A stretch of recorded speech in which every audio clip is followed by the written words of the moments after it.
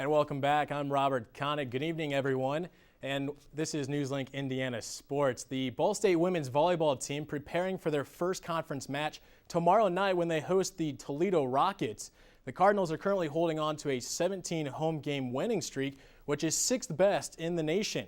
They are 55-5 all-time against the Rockets, and Kelsey Brandel hopes to lead Ball State to another win at Worthen Arena. Brandel leading her squad in kills per set average, hitting percentage, and aces. For Toledo, the Rockets are coming off a 1-2 weekend at Michigan. Sandra Paris leads Toledo with a 3.07 kills per set average, and Bethany Irwin has a team-high 291 hitting percentage. This will be a chance of redemption for Ball State, as the last time these two teams met was last year in the MAC Tourney quarterfinals when Toledo actually upset the #1 Cardinals in 3 straight sets. This year, the Cardinals are off to an 11-2 start, which ties for the best start in the program's history, along with the start that Ball State had in 1973 and 2010. Toledo comes into tomorrow night's game with a 5-7 record, and if you can't make it out to Worthen Arena tomorrow night, don't worry. You can tune into 91.3 WCRD, where Adam Fox, Donnie Kolakowski, and Brian Lord will give you the live action. The Indiana Fever are also preparing for their game tomorrow night, as they'll be hosting the Atlanta Dream in Game 1 of the best-of-3 Eastern Conference Finals.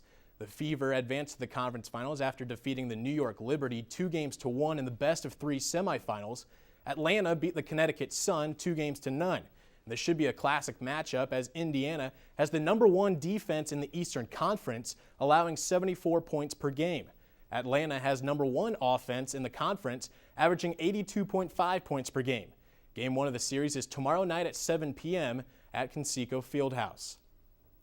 And the Major League Baseball regular season winding down, with some teams like the Yankees, the Tigers, and the Phillies already claiming spots in the playoffs. Some teams are fighting for a wild card spot. American League wild card race getting tighter and tighter, as the Red Sox clinging on to a 2-game lead over the Tampa Bay Rays.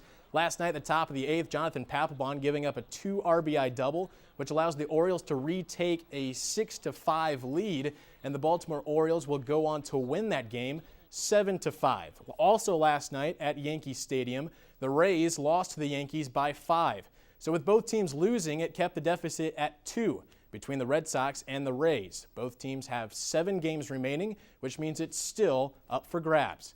In the National League, also a close wild card race, where the Braves are holding on to a 2.5 game lead over the St. Louis Cardinals, and the San Francisco Giants are right behind. And finally, tonight's final word comes to us from the NFL, where today the league sent out a memo to all 32 teams warning that the league will fine or even ban players who fake injuries.